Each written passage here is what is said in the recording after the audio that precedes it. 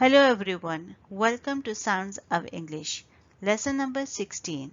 Today we will practice voiced consonant j and unvoiced consonant sh. Unvoiced consonant sh as in she. Voiced consonant j as in vision. Voiced consonant j as in vision. Unvoiced consonant sh as in she. Thank you for watching. If you find this lesson helpful, please hit the like button, subscribe the channel for new notifications, and don't forget to leave the feedback. Thank you again. Bye.